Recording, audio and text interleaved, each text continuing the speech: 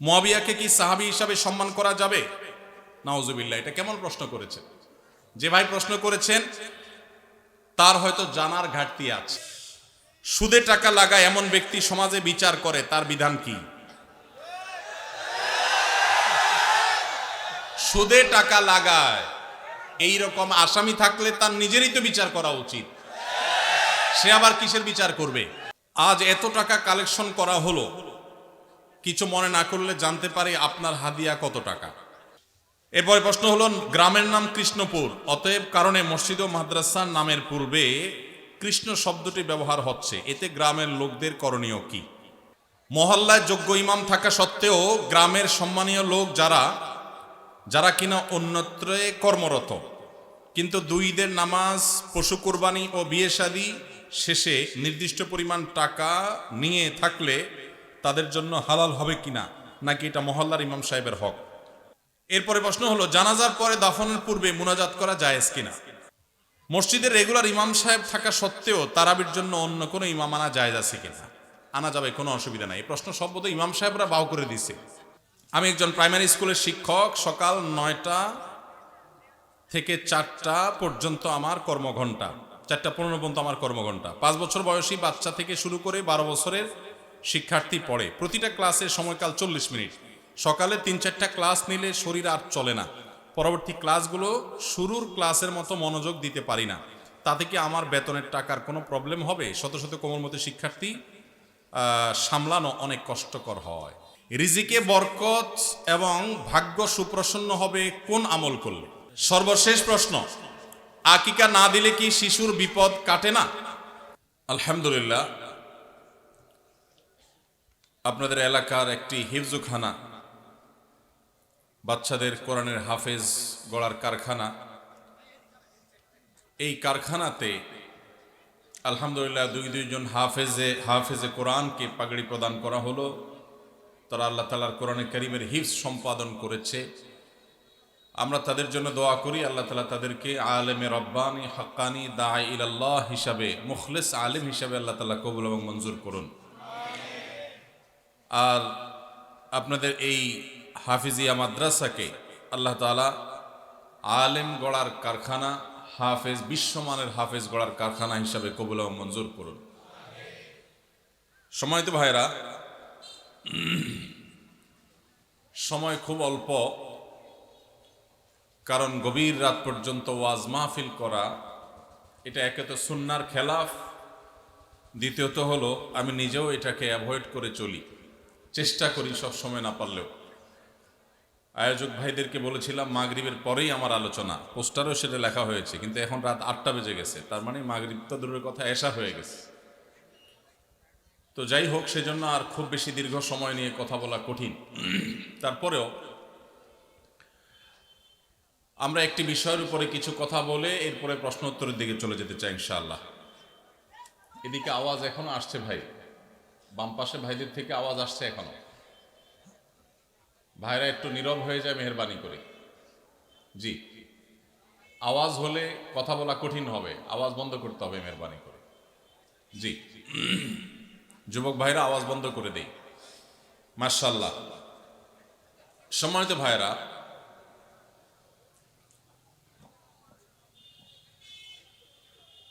ফেব্রুয়ারি মাস, যেই মাসে আমাদের পূর্বপুরুষেরা নিজের মায়ের ভাষায় কথা বলার আল্লাহ প্রদত্ত অধিকার আদায়ের জন্য, তারা দাবি আদায়ের জন্য সংগ্রাম করেছেন, আত্মত্যাগ করেছেন, এবং সেই কারণে ফেব্রুয়ারির এই মাসটি বাংলাদেশের মানুষের কাছে ভাষার মাস হিসাবে পরিচিত। এই মাসে ভাষা আন্দোলনের যে ইতিহাস, সেই গৌরবোজ্জ্বল ইতিহাসের কারণে ফেব্রুয়ারি মাসটি আমাদের সবার কাছে নানা দিক থেকে গুরুত্বপূর্ণ। দুর্ভাগ্যজনক একটি বাস্তবতা হলো, গত বেশ অনেক বছর যাবৎ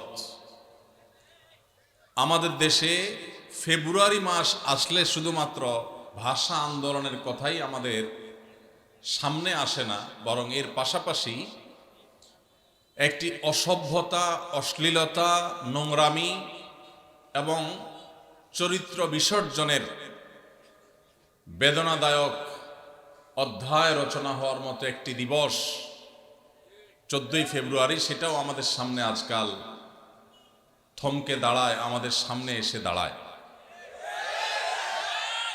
যেই ফেব্রুয়ারি বাংলাদেশের মানুষের গৌরবের, যেই ফেব্রুয়ারি আমাদের মায়ের ভাষায় কথা বলার অধিকার আদায়ের জন্য তখনকার আব্দুল সালাম, রফিক, বরকত এবং আব্দুল জব্বার সহ অন্য সব ভাষা আন্দোলনের জন্য যারা আত্মত্যাগ দিয়ে করেছেন, তারা তাদের তারুণ্য এবং যৌবনকে যেখানে জুলুমের বিরুদ্ধে কথা বলে সংগ্রাম করে তারা ইতিহাসে স্থান করে নিয়েছেন, সেই সময়ের তরুণদের আজকের যে বংশধরেরা, তাদের সে তেজ, তাদের সেই চেতনা, তাদের সেই ধার, তাদের সেই শক্তি এবং উদ্যমকে নষ্ট করবার জন্য পশ্চিমা পৃথিবী থেকে ভ্যালেন্টাইন্স ডে নামক একটা বস্তা পচা সস্তা সংস্কৃতি আমদানি করা হয়েছে।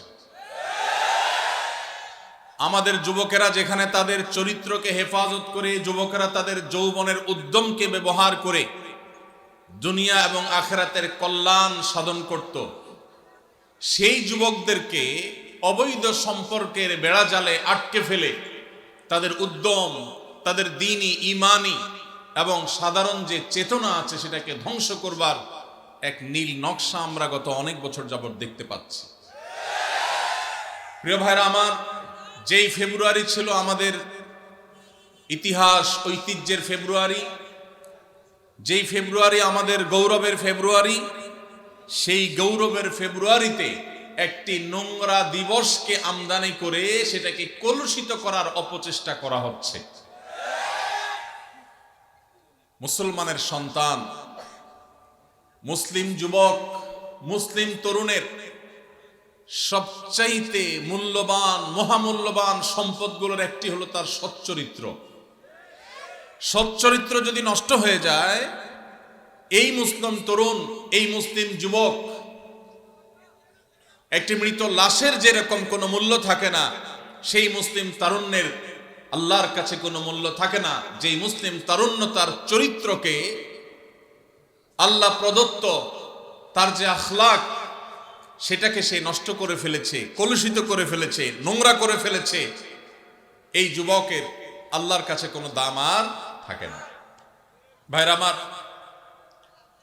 আপনি যদি কোরআন খোলেন আপনি দেখতে পাবেন ইসলাম আপনার যৌবনের যে তাড়না, আপনার যৌবনের যে উদ্যম, স্পৃহা, চেতনা, আপনার যৌবনের সে যে শক্তি, এটাকে আল্লাহ রাব্বুল আলামিন অবৈধ খাতে ব্যবহার করা থেকে নিয়ন্ত্রণ করবার জন্য পুরো কোরআন জুড়ে আল্লাহ তাআলা আপনাকে নির্দেশ দিয়েছেন, আমাদেরকে নির্দেশ দিয়েছেন। যুবক ভাইরা আমার, আপনি যদি প্রিয় নবী সাল্লাল্লাহু আলাইহি সাল্লামের হাদিসের দিকে তাকান, আপনি দেখতে পাবেন প্রিয় নবীজি সাল্লাল্লাহু আলাইহি সাল্লাম অত্যন্ত মায়া ভরা কণ্ঠে তিনি আপনাকে আমাকে স্নেহ মমতা দিয়ে ডেকে ডেকে বলেছেন, ইয়া মা'শারাশ শাবাব, ওহে তরুণ সম্প্রদায়, ওহে যুবকেরা, মান ইসতাতা'a মিনকুমুল বাআতা ফালইয়াতাযাওয়াজ,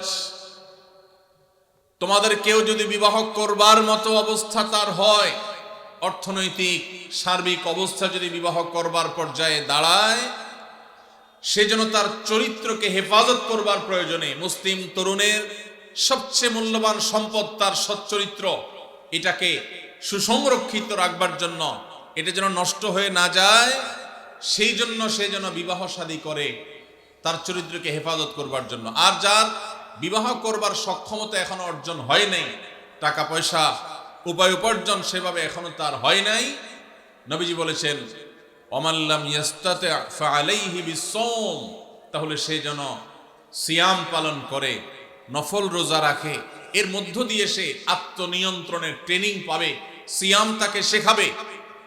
দিনের বেলা রোজা রেখে পান বা আহার করা যায় না, আল্লাহ নিষেধ করেছেন। ক্ষুধা আছে, খাবারও আছে, কিন্তু সে খাবে না।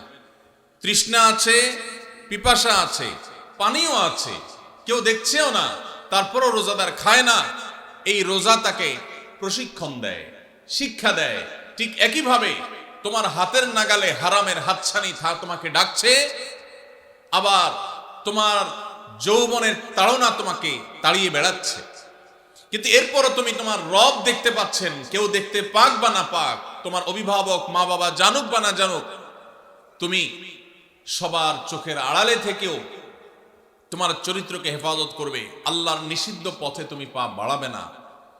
রোজা রেখে যেরকম পানাহার থেকে বিরত থাকার কসরত করেছ, প্রশিক্ষণ নিয়েছ, চেষ্টা করেছ, তোমার যৌবনের যে তৃষ্ণা সেটাকেও অবৈধ খাতে ব্যবহার করবার থেকে বিরত রেখে তুমি তোমার চরিত্রকে, আল্লাহর সামনে সচ্চরিত্রকে নিয়ে তুমি হাজির হওয়ার চেষ্টা করবে। প্রিয় নবী সাল্লাল্লাহু আলাইহি সাল্লাম আমাদের তরুণদেরকে এইভাবে তাদের চরিত্রকে হেফাজত করবার জন্য নসিহা করেছেন, উপদেশ দিয়েছেন। ভাইরা আমার, আজ পশ্চিমা পৃথিবীর সাংস্কৃতিক আগ্রাসনের ফলে আমাদের দেশের মুসলিম তরুণদের যে ইমানি শক্তি ছিল, যে তেজ ছিল, যেই মুসলিম তরুণ ওমর ইবনুল খাত্তাব রাদিয়াল্লাহু তাআলা আনহুর অনুসারী, যে মুসলিম তরুণ আলী ইবনে আবি তালেবের অনুসারী, যে মুসলিম তরুণ আল্লাহ নবী সাল্লাল্লাহু আলাইহি সাল্লামের সেই এক এক মহাদেশ, এক এক দেশ বিজয়ী সাহাবীদের অনুসারী, যাদের দেখলে গোটা দুনিয়া থরথর করে কাঁপত। অন্যায়কারী, পাপিষ্ঠরা, জালিমরা, অত্যাচারীরা, তাদের কাছে যারা ত্রাস ছিলেন, সেই সাহাবীদের আজকের তরুণ সন্তান যারা, তাদের বেশিরভাগ তাদের চরিত্রকে বিসর্জন করে ফেলেছে, নষ্ট করে ফেলেছে। হারামে তারা গা ভাসিয়ে তারা আজ সেই তেজ, সেই ইমানি শক্তি, সেই পাওয়ার, সেই ইবাদতের শক্তি আজ তারা হারিয়ে ফেলেছে। ভাইরা আমার, আপনি যদি কোরআন দেখেন, আপনি যদি হাদিস দেখেন, আপনি দেখতে পাবেন আমাদের যুবকদের ঈমান আমল, বিশেষ করে তাদের চরিত্রকে হেফাজত করবার জন্য আল্লাহ তাআলা পুরো কোরআন জুড়ে বিভিন্ন রকমের দার্স এবং শিক্ষার উপকরণ রেখেছেন।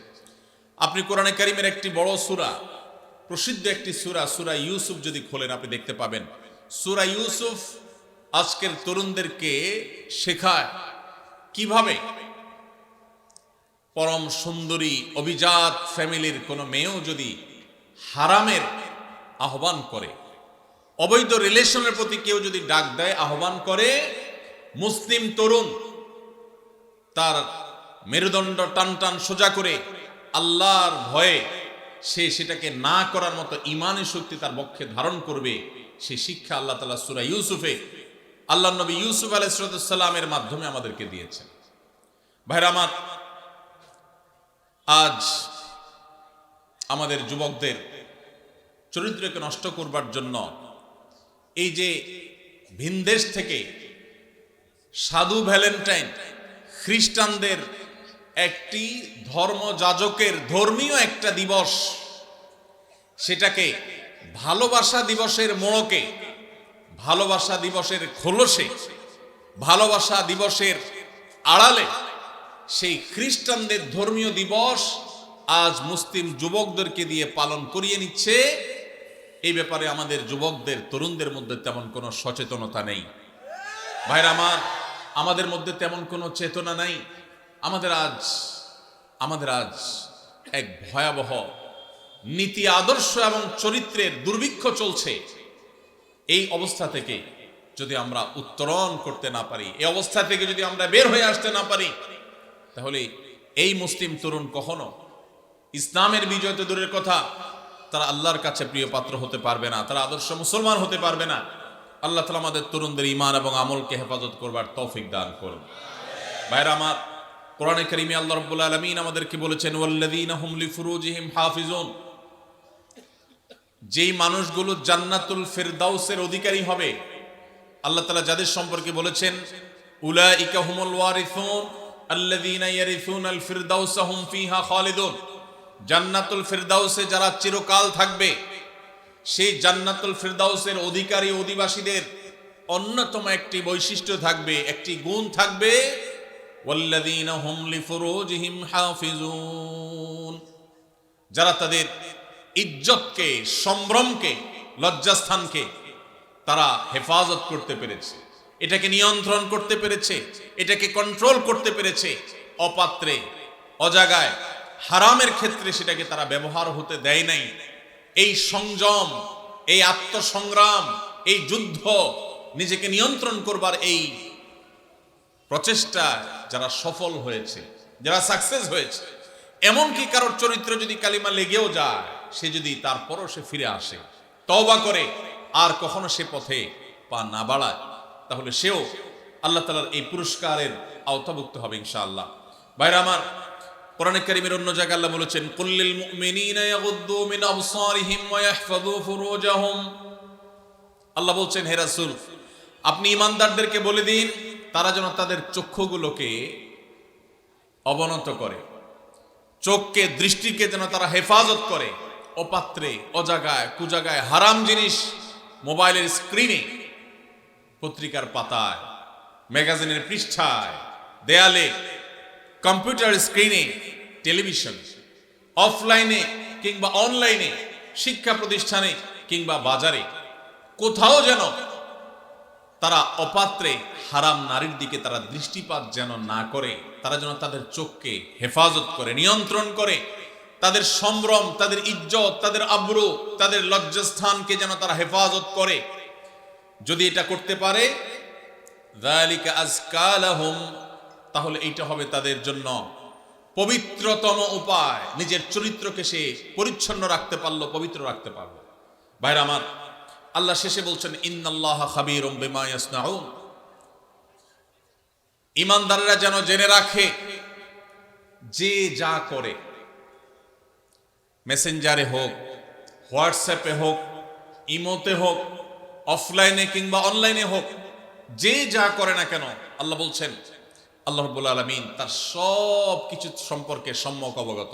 আল্লাহর কাছে কোনো কিছু লুকায় থাকে না। আপনার বাবা জানে না, আপনার মা জানে না, আপনার প্যারেন্টস, অভিভাবক জানে না, আপনার বড় ভাই জানে না, আপনার টিচার জানে না, আপনার স্ত্রী জানে না, আপনার অনেক আপনজন যারা আপনাকে ভালো মনে করে, আপনার চরিত্রটাকে ভালো মনে করে, তারা জানে না।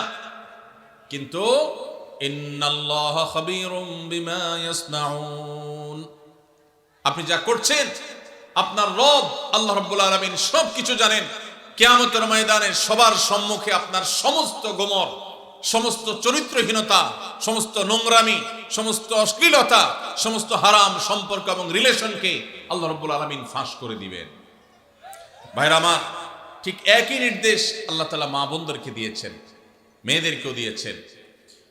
তারাও যেন তাদের দৃষ্টিকে অবনত রাখেন এবং তাদের লজ্জাস্থানকে, ইজ্জত আবরুকে তারা হেফাজত করেন, এবং তারা যেন তাদের সৌন্দর্যগুলোকে প্রকাশ করে না বেড়ান, এগুলোকে যেন প্রদর্শন করে না বেড়ান।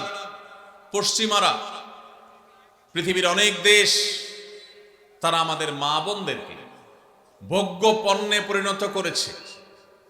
বাজারের বিভিন্ন জিনিসপত্র যেরকম ঝুলিয়ে রাখা হয় মানুষকে লোভী করে তুলবার জন্য, আল্লাহর বান্দীদেরকে, মুহাম্মদ সাল্লাল্লাহু আলাইহি সাল্লামের উম্মতদেরকে, মুসলিম মেয়েদেরকে নানা মুখরোচক নাম দিয়ে সেরকম ভোগ্য পণ্যের মতো আজ বিজ্ঞাপনে, বিলবোর্ডে, পত্রপত্রিকা, বিভিন্ন জায়গায় তাদেরকে আজ সেভাবে মেলে ধরা হচ্ছে। এটা মুসলিম মিল্লাতের, উম্মতে মুহাম্মদিয়ার জন্য সবচেয়ে অপমানজনক অধ্যায়, সবচেয়ে দুর্ভাগ্যজনক অধ্যায়। ভাইরা আমার, আল্লাহ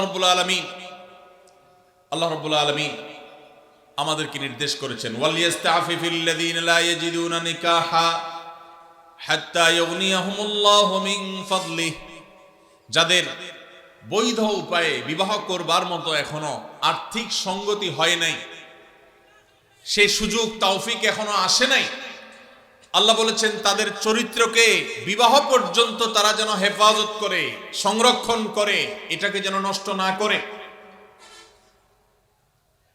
যতদিন আল্লাহ তাআলা তাদের সে সচ্ছলতা না দেন, আর্থিক সঙ্গতি না দেন, মোহর এবং স্ত্রীর খোরপোশ দেবার মতো উপায় উপার্জন, চাকরি বাকরি, ব্যবসা বাণিজ্য যতদিন না হয়, ততদিন পর্যন্ত সে যেন নিজেকে নিয়ন্ত্রণ করে, অপাত্র এবং হারাম জায়গায় যেন সে নিজেকে নিয়ে না যায়।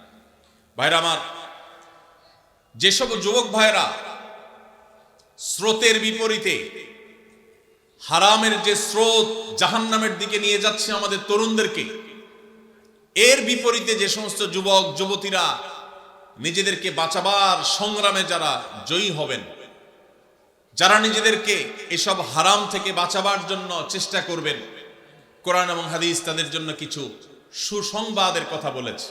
এর ভিতরে এক নম্বর হলো আল্লাহ রাব্বুল আলামিন সেই সব মানুষদের সাহায্য করাটাকে আল্লাহ নিজের উপর তিনি কর্তব্য বানিয়ে নিয়েছেন। যেসব মানুষেরা চরিত্রকে হেফাজত করে, বিবাহ করে চরিত্রকে হেফাজত করবার উদ্দেশ্যে তারা, আবু হুরায়রা রাদিয়াল্লাহু তাআলা আনহু বর্ণনা করেছেন, নবীজি সাল্লাল্লাহু আলাইহি ওয়াসাল্লাম ইরশাদ করেছেন, সালাসাতুন আলাল্লাহি আউনুহুম, তিন শ্রেণীর মানুষ আছে যাদেরকে সাহায্য করা, যাদের উপকার করা, যাদেরকে বিপদ থেকে উদ্ধার করা, যাদেরকে রক্ষা করা, সহযোগিতা করা, এটা আল্লাহ তাআলা তার উপর তিনি কর্তব্য বানিয়ে নিয়েছেন। আল্লাহ তাআলা নিজের জন্য নিজেকে আবশ্যক করে নিয়েছেন। সেই সৌভাগ্যবান তিন শ্রেণীর মানুষ কারা?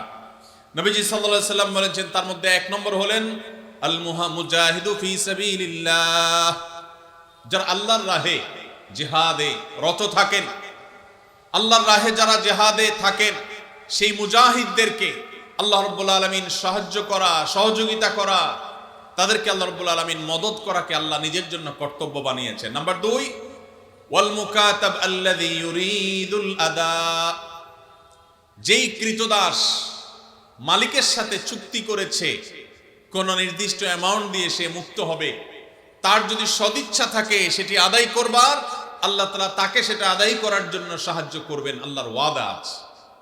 নাম্বার 3, যেই ব্যক্তিকে আল্লাহ রাব্বুল আলামিন সাহায্য করার ওয়াদা আল্লাহর আছে, আল্লাহ তাআলা সাহায্য করাটাকে তার জন্য কর্তব্য বানিয়ে নিয়েছেন, তিনি হলেন ওয়ান্নাকিহ আল্লাযী ইউরিদুল আফাফ, যে যুবক, যে মানুষ বিবাহ বন্ধনে আবদ্ধ হয়েছেন, তার উদ্দেশ্য তার চরিত্র যেন কালিমাযুক্ত না হয়, চরিত্রকে হেফাজত করবার জন্য যে বিবাহের পথ বেছে নেয়, নবীজি সাল্লাল্লাহু আলাইহি ওয়াসাল্লাম বলেছেন, এই বিবাহ করা মানুষ করবেন, সেদিন প্রত্যেকটা মানুষ পাগল পরা হয়ে যাবে, মাথার খুব কাছাকাছি সূর্যের অবস্থান হবে, এখনকার মতো লক্ষ লক্ষ কিলোমিটার দূরে নয়, একেবারে মাথার খুব কাছাকাছি সূর্য অবস্থান করবে। পুড়ে ছাই হয়ে যাওয়ার কথা, কিন্তু পুড়ে ছাই হবে না, আল্লাহ তাআলা ছাই হতে দিবেন না। মানুষ বেঁচে থেকে ছটফট করে করে আল্লাহর কাছে আর্তনাদ করতে থাকবে যে এই সূর্যের উত্তাপ, এই আগুন, এই কষ্ট, এটা থেকে মুক্তি চাই আল্লাহ, প্রয়োজনে জাহান্নাম দিয়ে দাও, তারপরেও হিসাব ক্লোজ করো, মুক্তি চাই, এই কষ্ট সহ্য হয় না। মানুষ ঘামের সাগরে হাবুডুবু খাবে, মৃত্যু আর আসবে না, মৃত্যুকে আল্লাহ তাআলা চিরতরে শেষ করে দিবেন। শুধু ভোগ, জান্নাতীদের নিয়ামত, জাহান্নামীদের শাস্তি, দুইটাই স্ব অবস্থান থেকে ভোগ করবে, এটা শেষ হবে না, মৃত্যু আর আসবে না। কিয়ামতের সেই ভয়াবহতম দিনে আল্লাহ রাব্বুল আলামিন সেই তরুণদের, সেই যুবক ভাইদের, সেই যুবতী বোনদের আল্লাহর আরশের নিচে ভিআইপি প্যান্ডেলে আল্লাহ রাব্বুল আলামিন ছায়া দিবেন, যাদেরকে কিয়ামতের কোনো কষ্ট স্পর্শ করবে না, কিয়ামতের কোনো ভয়াবহতা তাদেরকে পাবে না, কিয়ামতের কোনো ভয়াবহতা, কোনো টেনশন তাদের টাচই করবে না। সেই সৌভাগ্যবান মানুষগুলোর মধ্যে থেকে, 7 শ্রেণী মানুষগুলোর মধ্যে থেকে এক শ্রেণী হলো, নবী সাল্লাল্লাহু আলাইহি ওয়াসাল্লাম বলেছেন, ওয়ারাজুলুন দাআতহু ইমরাআতুন যাতু হাসবিন ওয়া জামাল ফাকাল ইন্নী আখাফুল্লাহ, যে যুবককে কোন মেয়ে হারাম প্রেমের অফার করেছে, অবৈধ সম্পর্ক করবার জন্য বন্ধু বান্ধবরা তাকে উস্কে দিয়েছে, তার সাথে কোনো হারাম রিলেশনের প্রস্তাব এসেছে, সেই প্রস্তাব লোভনীয়, অভিজাত, সুন্দরী, উচ্চবংশীয়, ভালো ঘরের মেয়ে অফার করার পরও সে চিন্তা করেছে এই অফার গ্রহণ করে আমি সাময়িক ভোগের জগতে যদি প্রবেশ করিও আল্লাহর শাস্তি অবধারিত, গোটা পৃথিবী মিথ্যা হতে পারে, সবাই মিথ্যা হতে পারে, আল্লাহর ওয়াদা, আল্লাহ নবী সাল্লাল্লাহু আলাইহি সাল্লামের ওয়াদা কখনো মিথ্যা হতে, আমার জীবন যে দুনিয়াতেই ধ্বংস হবে, আখিরাত তো বহুত পরে, এই হারামের সাথে যদি সংশ্লেষ হয়, সম্পর্ক হয়, আল্লাহ রাব্বুল আলামিন গোটা জীবনকে জাহান্নামে পরিণত করে দিবেন। হারামের যে আযাব, এই হারামের আযাব শুধু মৃত্যুর পরে নয়, দুনিয়া থেকে শুরু হয়ে যায়।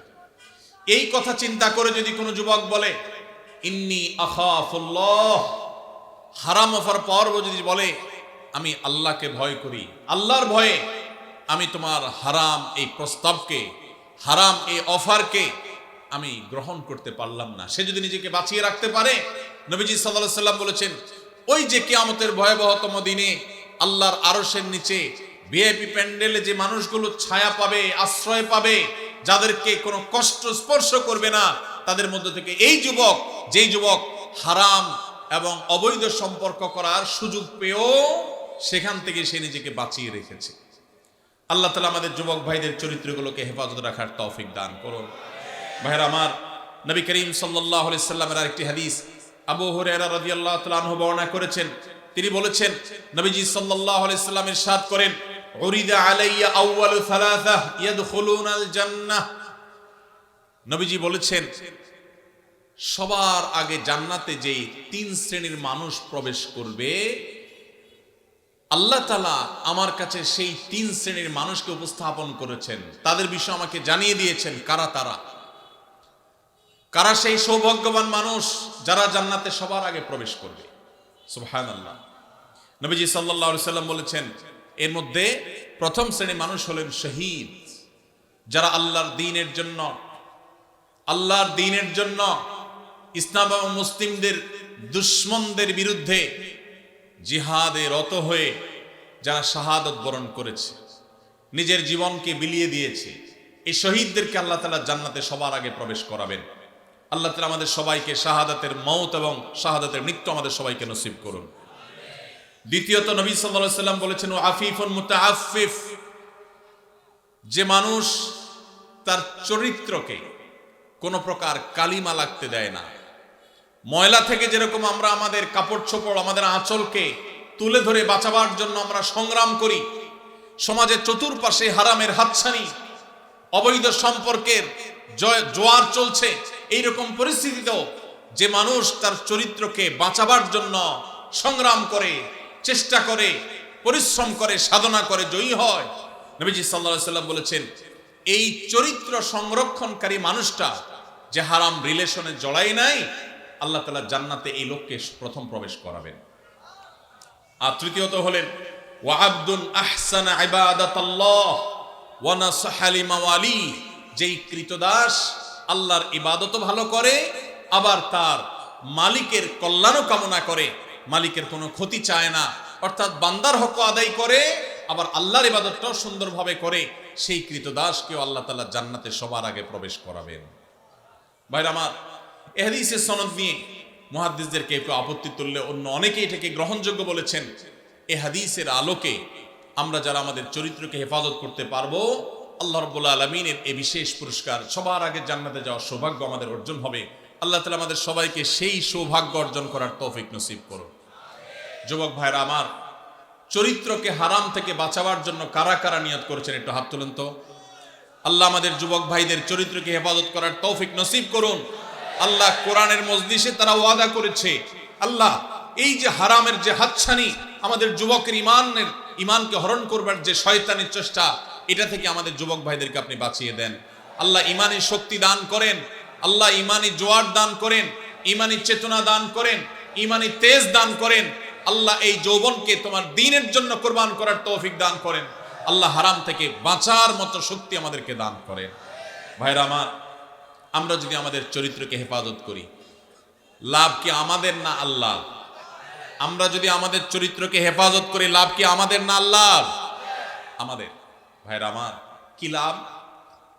লাভ হলো আল্লাহ সুবহানাহু ওয়া তাআলা যারা নিজেদেরকে হারামের পথ থেকে বাঁচিয়ে রাখে, তাদের জীবনে যখন বৈবাহিক সম্পর্কের মধ্য দিয়ে একজন বৈধ হালাল সঙ্গী জীবনে আসে, সে যুবক সে যুবতীদেরকে আল্লাহ রাব্বুল আলামিন সচরাচর দাম্পত্য জীবনে সুখ, প্রকৃত অর্থে তৃপ্তি, সত্যিকারের যে ভালোবাসা, সেই ভালোবাসা আল্লাহ তাআলা নসিব করেন তাদের জন্য যারা তাদের যৌবনকে হারামের কালিমায় জড়াতে দেয় না। আর যারা হারামের কালিমা দিয়ে নিজের যৌবনকে কালিমা যুক্ত করে ফেলেন, মনে রাখেন এই যুবকদের বেশিরভাগ দেখবেন, এক্সেপশন প্রথমটাতেও আছে, বেশিরভাগ দেখবেন যে তাদের বৈবাহিক জীবন আসলে তাদের সেই জীবনে আর দাম্পত্য সম্পর্কের ভিতরে যেরকম একটা গভীরতা থাকার কথা, ভালোবাসা থাকার কথা, সম্প্রীতি থাকার কথা, তাদের সেই সম্পর্কটা আর থাকে না। কারণ হারাম যদি কেউ একবার বেছে নেয়, আল্লাহ তাআলা বৈবাহিক সম্পর্কের মধ্য দিয়ে হালাল সম্পর্কের প্রকৃত স্বাদ, প্রকৃত তৃপ্তি, প্রকৃত যে অনুভব, এটা থেকে আল্লাহ তাআলা ওই হারাম সম্পর্ককারীদেরকে মাহরুম রাখেন, বঞ্চিত রাখেন। এই জন্য ভাইরা, দুইটা অপশনই আপনার সামনে আছে। মনে রাখবেন, শয়তান খুব ভালো করে জানে, আল্লাহ কোরআনে বারবার বলেছে শয়তান আমাদের প্রকাশ্য শত্রু। শয়তানকে আমরা দেখি না, অথচ আল্লাহ প্রকাশ্য শত্রু বলেছেন। কারণ শয়তানকে না দেখলে কি হবে? তার সব ক্রিয়াকর্ম প্রকাশিত। শয়তানের কাজগুলো দেখা যায় কি যায় না? এই শয়তান আমাদের যুবকদেরকে তাদের ঈমানের তেজ নষ্ট করে দিতে চায়, তাদের ঈমানি তেজকে ভোঁতা করে দিতে চায়। এই জন্য তাদেরকে হারাম সম্পর্কে আনতে চায়। এই জন্য ভাইরা, আমাদের চরিত্রগুলোকে আমরা হেফাজত করার সংগ্রামে জয়ী হওয়ার চেষ্টা করবো তো ইনশাআল্লাহ। ভাইরা আমার, ভ্যালেন্টাইন্স ডে এই সম্পর্কে আপনি গুগল করেন, আপনি এনসাইক্লোপিডিয়া ব্রিটানিকা সহ বিভিন্ন বিশ্বকোষগুলো খোলেন, আপনি দেখবেন যে এটা মূলত এসেছে খ্রিস্টানদের একজন ধর্মযাজক, যার নাম ছিল কি? ভ্যালেন্টাইন। এই ভ্যালেন্টাইন, যে সেন্ট ভ্যালেন্টাইন, সাধু ভ্যালেন্টাইন, খ্রিস্টানদের ধর্মযাজক, তাকে ঘিরে এই দিবসটা গড়ে উঠেছে। এটা একটা সময় খ্রিস্টানদের কাছে তাদের একটা পূজনীয় দিবস ছিল। বহুকাল পর পৃথিবীর বহু দেশে এই দিবস উদযাপন নিষিদ্ধ হয়েছে। অনেক কাল পর ইংল্যান্ডে গিফট আইটেম ব্যবসায়ীরা তাদের ফেব্রুয়ারি মাসে বরফে ঢাকা পরিবেশে গিফট আইটেমের ব্যবসাকে চাঙ্গা করবার জন্য, বেচা কিনা হয় না, এটা বাড়াবার জন্য এই ভ্যালেন্টাইন্স ডে কে তথাকথিত ভালোবাসা দিবসের মোড়কে এটাকে বাজারজাত করেছে তাদের ব্যবসায়িক ধান্দা। আর আমাদের যুবকেরা সেটাকে তাদের ডিজাইন করা তথাকথিত ভালোবাসা, এটার জন্য আমাদের যুবকরা আত্মাহুতি দিচ্ছে, তাদের জীবনকে, তাদের যৌবনকে শেষ করছে। ভাইরা আমার, এই যে টেলিভিশন চ্যানেলগুলোর, এক শ্রেণীর টেলিভিশন চ্যানেল দেখবেন, এক শ্রেণীর মিডিয়া দেখবেন, যারা আপনাদেরকে হারাম সম্পর্ক করার জন্য নানাভাবে উদ্বুদ্ধ করে, প্রেরণা দেয়, উৎসাহ দেয়, এরা সব আমাদের এই দেশের তরুণদের সবচেয়ে বড় শত্রু। এই ভ্যালেন্টাইন্স ডে, এটা কি এই দেশের, এই মাটির কোন সংস্কৃতি? এই মাটির সংস্কৃতি না। পশ্চিম থেকে আমদানি করা এই সংস্কৃতিকে আমাদের দেশে যারা চাপিয়ে দিচ্ছে, তাদের বিরুদ্ধে আমাদের প্রত্যেকটা মানুষকে সজাগ, সতর্ক থাকতে হবে, সংগ্রাম চালাতে হবে। যদি সংগ্রাম না চালান, আপনার সন্তান, আপনার পরবর্তী বংশধর, আপনার জেনারেশন, তারা নষ্ট হবে, তারা ধ্বংস হবে, চরিত্রহীন হবে, লাম্পট্যের পথ বেছে নিবে। আর কবরে আল্লাহ আপনাকেও শাস্তি দিবেন যদি আপনি তাদের চরিত্রকে হেফাজত করবার কোনো উদ্যোগ গ্রহণ না করেন। ভাইরা আমার, আমাদের এদেশের মানুষের নিজস্ব সংস্কৃতি আছে।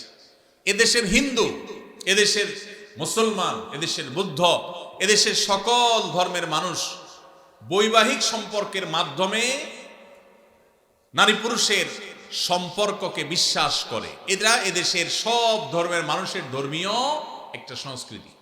সকল ধর্মের মানুষের ধর্মীয় সংস্কৃতির বিরুদ্ধে পশ্চিম থেকে আমদানি করা এই অপসংস্কৃতিকে যারা চাপিয়ে দিতে চায় তারা আমাদের তরুণদের সবচেয়ে বড় শত্রু। যুবক ভাইরা আমাদের শত্রু এবং বন্ধু, পরখ করতে ভুল করলে চলবে না।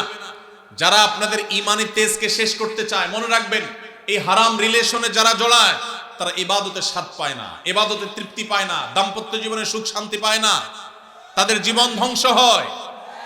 ভাইরা আমার, আমাদেরকে এগুলোর বিরুদ্ধে সংগ্রাম চালাতে হবে। আল্লাহ আমাদের সবাইকে তৌফিক দান করুন। আমরা সবাই আমাদের চরিত্রকে হেফাজত করবার চেষ্টা করব তো ইনশাআল্লাহ। ভাইরা আমার, আপনারা দেখতে পাচ্ছেন নাটক সিনেমার নামে, নোবেল উপন্যাসের নামে এই অবৈধ সম্পর্ককে স্বাভাবিক করার একটা চেষ্টা ভয়াবহ আকারে দিন দিন বেড়ে চলেছে। আপনারা দেখেন, আজ থেকে 20-30 বছর আগেও আমাদের এই দেশে, গ্রামে তো বটেই, এমনকি শহরেও কেউ কারোর সাথে বিবাহ বহির্ভূত রিলেশন বা সম্পর্ক করে এটা যদি জানতে পারে, সমাজের প্রত্যেকটা মানুষ ছিছি করত, ঠিক না ভাই? ঠিক।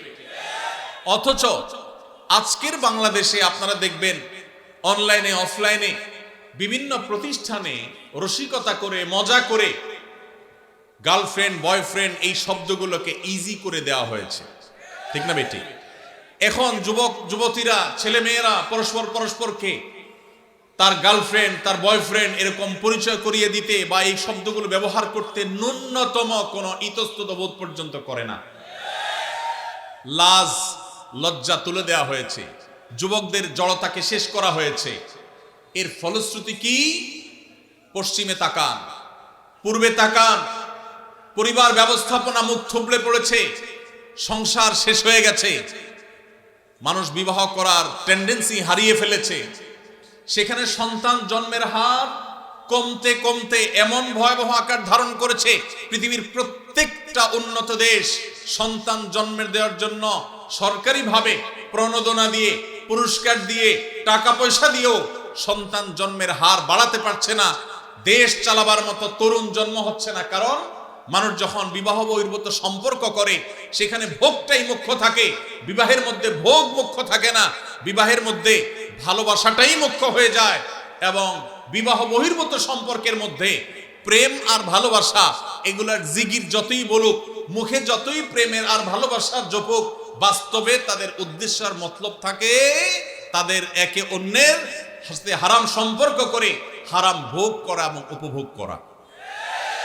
আপনি এজন্য দেখবেন যারা হারাম সম্পর্ক করে এই মানুষগুলোর মধ্যে এই প্রবণতা আছে যে ভালোবাসি ভালোবাসি বলতে বলতে মুখ দিয়ে দেখবেন সারাদিন ফেনা তুলে ফেলছে, অথচ কয়দিন পরে দেখবেন একজন আরেকজনকে ছেঁকা দিয়ে আরেকজনের সাথে হাঁটা দিচ্ছে।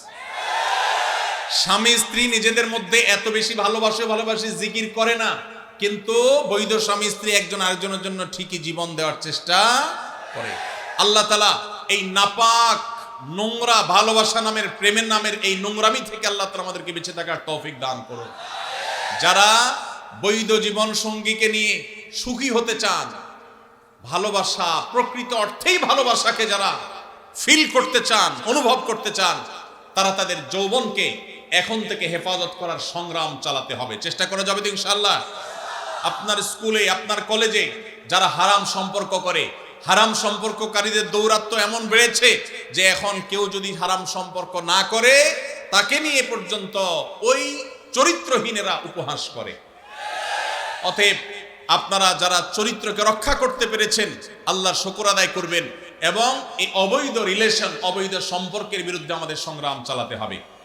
ভাইরা আমার, যারা অবৈধ সম্পর্ক করে তারা দেখবেন ভালোবাসা প্রকাশের নাটক, অভিনয় যত রকম আছে সব করে, কিন্তু এর বেশিরভাগই হলো ফেক এবং ভুয়া।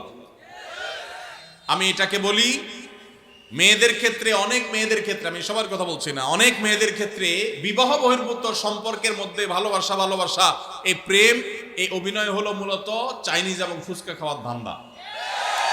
আর ছেলেদের মধ্যে, বেশিরভাগ ছেলে মেয়েদের মধ্যে যারা বিবাহ বহির্ভূত সম্পর্ক করে তাদের এই প্রেম খেলার মূল উদ্দেশ্য হলো শয়তানি এবং বদমাইশি করা, তাদের লাম্পট্য করা হলো মূল উদ্দেশ্য। অতএব এই চরিত্রহীন এই যে আপনার যুব সম্প্রদায় গড়ে তোলার এক চেষ্টা চলছে, এটা যদি থামাতে না পারি আমরা, তাহলে আমাদের পরিণতি হবে ওই উন্নত দেশগুলোর মতো।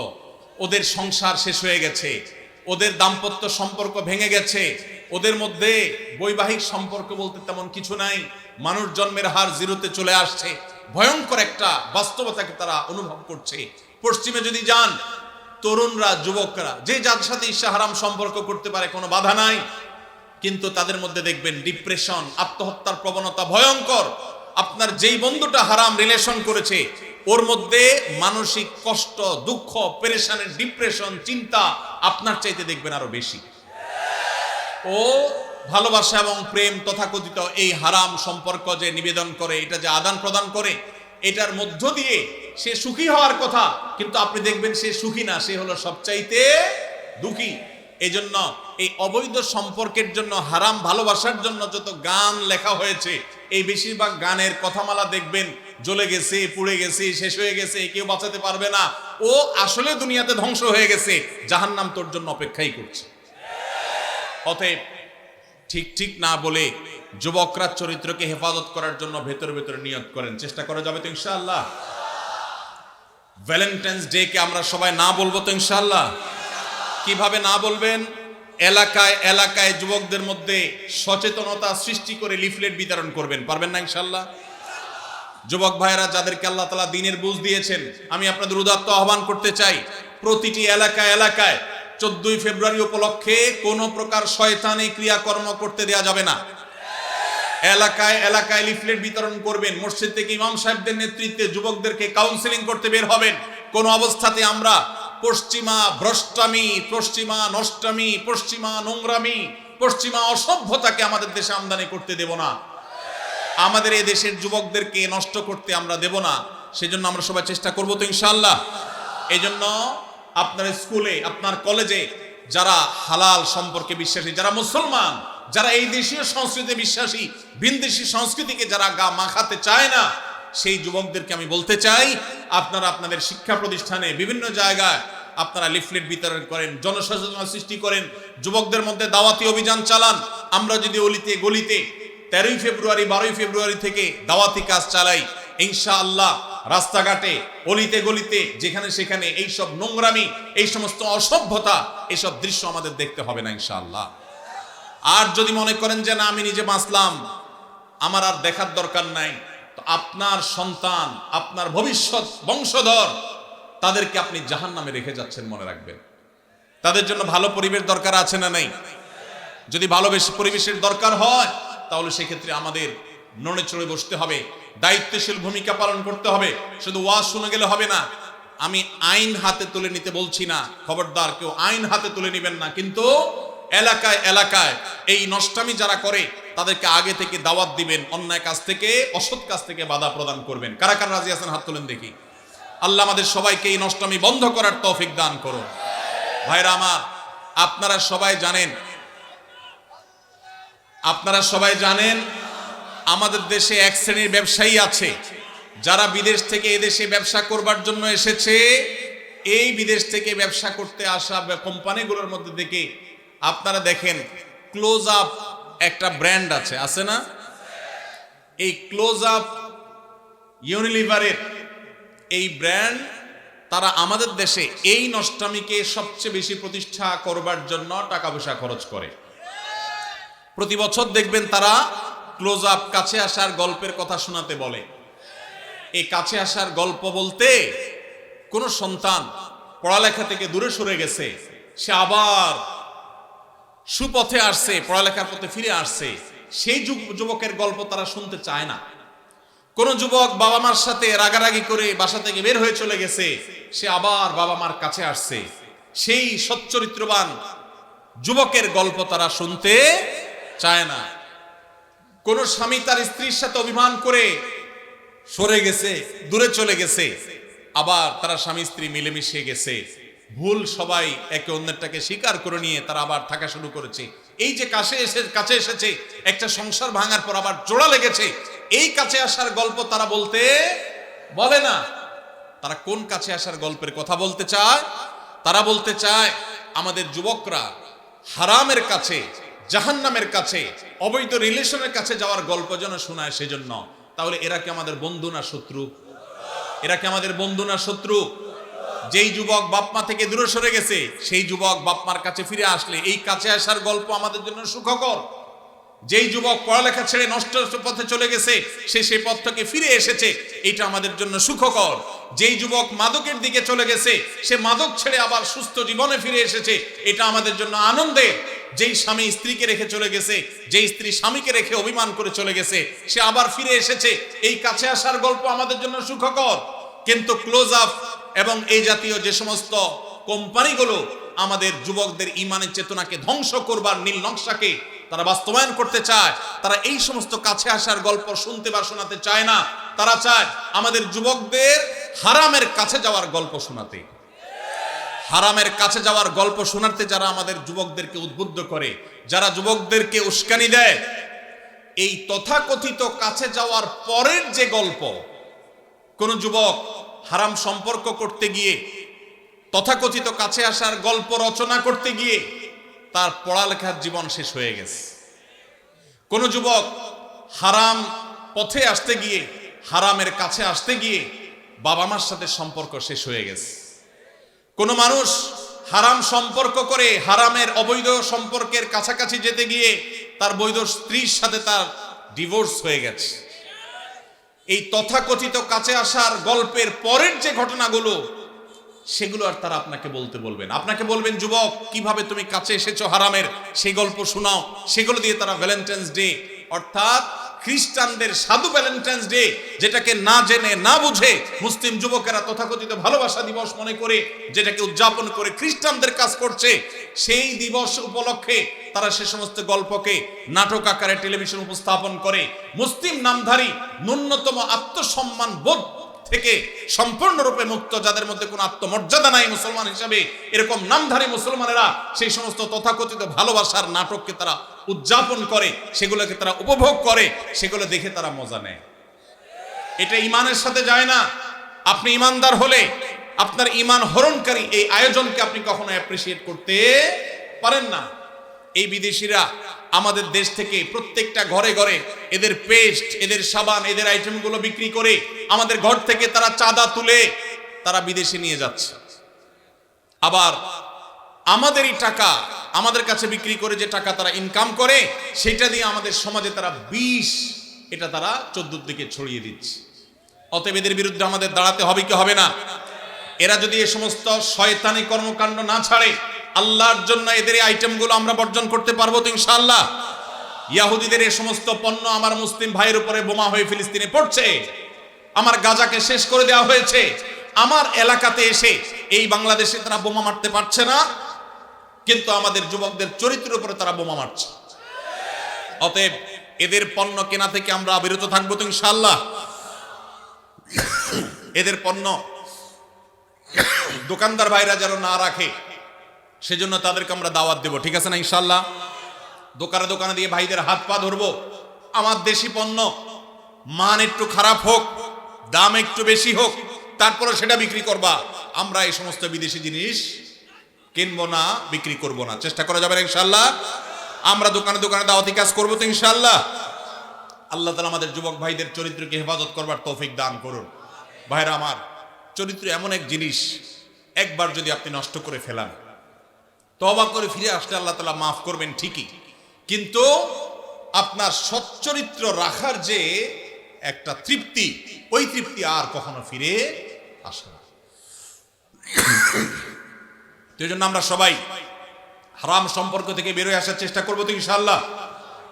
পাড়ায় মহল্লায় যুবক বন্ধুদেরকে দাওয়াত দিব, হারাম নয় হালালের পথে চলে আসো। আমরা এমন একটা সময় আসছি, এখন সুস্থ যারা, স্বাভাবিক যারা, তাদেরকে নিয়ে অস্বাভাবিক খারাপ যারা, নোংরা যারা, তারা ট্রল করে। কোন ছেলের যদি কোনো মেয়ের সাথে সম্পর্ক না থাকে, দেখবেন যে মজা নেয়। এই যে গার্লফ্রেন্ড বয়ফ্রেন্ড, এই শব্দগুলোকে যারা ইজি করে দিয়েছে, এগুলাকে সহজীকরণ যারা করেছে, এদের বিরুদ্ধে আমাদের কাজ করতে হবে। যেখানে এই শব্দের প্রয়োগ দেখবেন, সেখানেই দাওয়াতি কাজ চালাবেন, সেখানেই কাউন্সিলিং করবেন, ঠিক আছে তো ইনশাআল্লাহ? বয়ফ্রেন্ড এবং গার্লফ্রেন্ড, এই শব্দের মিনিং কি? এই শব্দের মিনিং হলো একজন দুশ্চরিত্রবান নারী এবং পুরুষ। গার্লফ্রেন্ড কারোর থাকা মানে হলো সেই ছেলে দুশ্চরিত্রবান, কারোর বয়ফ্রেন্ড থাকার মানে হলো সেই চরিত্রহীন। এই লাম্পট্যকে যারা শিল্পে পরিণত করেছে তাদের বিরুদ্ধে আমাদেরকে জাগতে হবে, জাগাতে হবে ইনশাআল্লাহ। সবাই জাগবেন তো ইনশাআল্লাহ? সমাজকে জাগাতে হবে ভাইরা। আমাদের এই সমাজে স্বামী স্ত্রী এই শব্দের সাথে আমরা পরিচিত ছিলাম আজ থেকে 20-40 বছর আগেও। কারোর হারাম সম্পর্ক আছে এটা জানলেই বলা যাইতো না, বলার মতো অবস্থা ছিল না। আর এখন অনায়াসে, নির্দ্বিধায়, বাধাহীন ভাবে একে অন্যের সাথে পরিচয় করাচ্ছে তার গার্লফ্রেন্ড, তার বয়ফ্রেন্ড। তার মানে সে একজন চরিত্রহীন, তার দুশ্চরিত্র কর্মের সঙ্গী, সেই পরিচয় দিচ্ছে খুল্লম খোলা। এটাকে কতটা ইজি করে ফেলা হয়েছে। আপনারা যে নাটক দেখে মজা নেন, আপনারা যে সিনেমা দেখে মজা নেন, আপনারা যে উপন্যাস পড়ে মজা নেন, এই সবগুলোর খোলাসা কথা দেখবেন একটাই, যে হারাম সম্পর্ক করো। সব গল্পের মূল কথা একটা না, হারাম সম্পর্ক করা। আমাদের যুবকদেরকে যেখানে সংগ্রামী করা হবে, যুবকদের চেতনাকে যেখানে ধার করা উচিত, আমাদের যুবকদেরকে যেখানে সংগ্রামী এবং চেতনাদীপ্ত করা উচিত, তাদের তেজ বৃদ্ধি করা উচিত, সেখানে তাদেরকে শেখানো হচ্ছে অবৈধ সম্পর্কের কথা। ভাইরা আমার, এই অপশক্তি এটা আস্তে আস্তে আমাদের শিক্ষা প্রতিষ্ঠানগুলোকে গ্রাস করে ফেলেছে, আমাদের সমাজগুলোকে শেষ করে ফেলেছে। আমরা যদি এখনো সজাগ না হই তাহলে আর কখন সজাগ হব? অন্তত এই যে ভ্যালেন্টাইন্স ডে আসছে, এটাকে কেউ ভালোবাসা দিবস বলবেন না আল্লাহর ওয়াস্তে। এটাকে ভালোবাসা দিবস বলবেন না। ভালোবাসা দিবস এটা নয়, এটা হলো অবৈধ সম্পর্ক, লাম্পট্য এবং বদমাইশি এবং চরিত্রহীনতার দিবস। কারণ কোন বিবাহিত স্বামী স্ত্রী তাদেরকে দেখবেন না 14 ফেব্রুয়ারি উপলক্ষে তারা ভালোবাসা আদান প্রদান করতে।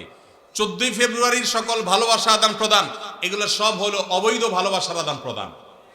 14 ফেব্রুয়ারির তথাকথিত ভালোবাসার আদান প্রদান এগুলো সব হলো চরিত্রহীনতার আদান প্রদান। আল্লাহ তাআলা আমাদের সবাইকে এটার বিরুদ্ধে সংগ্রাম করবার তৌফিক নসিব করুন। চেষ্টা করবেন তো ইনশাআল্লাহ? যেসব যুবক ভাইয়েরা হারাম সম্পর্কে জড়িয়ে গেছেন তাদেরকে আমরা বিনীতভাবে আরজ করতে চাই, আল্লাহর ওয়াস্তে এই হারাম সম্পর্কে থেকে বের হয়ে আসেন। আল্লাহ আমাদের সবাইকে আমলের তৌফিক দান করুন। জাযাকুমুল্লাহু খায়রা ওয়া আখিরু দাওয়ানা আলহামদুলিল্লাহি রাব্বিল আলামিন।